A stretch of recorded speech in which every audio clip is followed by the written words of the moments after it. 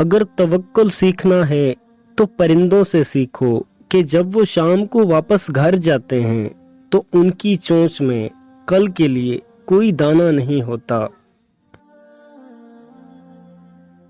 اگر تمہیں یقین ہو جائے کہ تمہارا رازق اللہ ہے تو تم رزق تلاش نہ کرو، اللہ کو تلاش کرو جس کے پاس تمہارا رزق ہے۔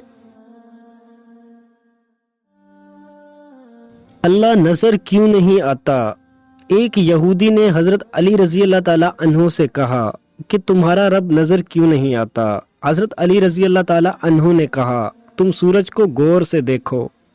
اس نے کہا میں اس کو نہیں دیکھ سکتا۔ حضرت علی رضی اللہ تعالیٰ عنہ نے فرمایا کہ تم سورج کو نہیں دیکھ سکتے تو سورج بنانے والے کو کیسے دیکھ پاؤ گے؟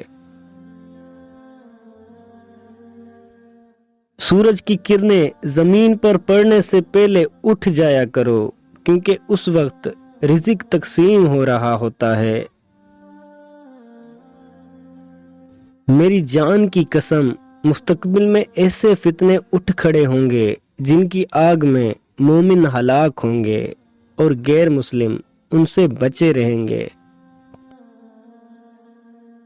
جس شخص کا ظاہر و باطن ایک ہو اور اس کے قول و عمل میں مطابقت پائی جاتی ہو، ایسا ہی شخص امانت ادا کرنے والا ہے اور اس کی علامت ثابت ہے۔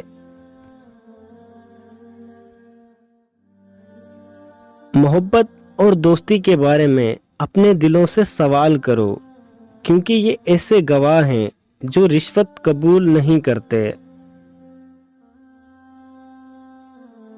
صبر ایک ایسی سواری ہے جو اپنے سوار کو گرنے نہیں دیتی، نہ کسی کے قدموں میں اور نہ ہی کسی کی نظروں میں۔ اپنی ذات کو سمندر کی طرح بناؤ جو اپنے اندر بہت کچھ لینے کے باوجود اوپر سے بالکل پرسکون ہوتا ہے۔ نصیحت حاصل کرو تاکہ گناہ سے باز رہو۔ جاہل کے سامنے عقل کی بات مت کرو، پہلے وہ بحث کرے گا پھر اپنی ہار دیکھ کر تمہارا دشمن ہو جائے گا۔ جو شخص چھوٹی چھوٹی مصیبتوں میں صبر نہ کرے اللہ تعالیٰ اسے بڑی آزمائشوں میں مبتلا کر دیتے ہیں۔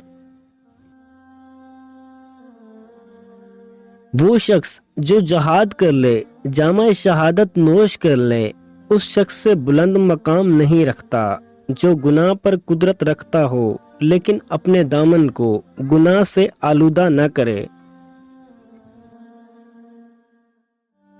عقل ایسی دوست ہے جس کو چھوڑ دیا جاتا ہے، مگر خواہش ایسی دشمن ہے جس کی پیروی کی جاتی ہے۔ جو تمہارے مقدر میں ہے وہ تم تک پہنچ کر ہی رہے گا۔ علم ایسا خزانہ ہے جو کبھی فنا نہیں ہوگا۔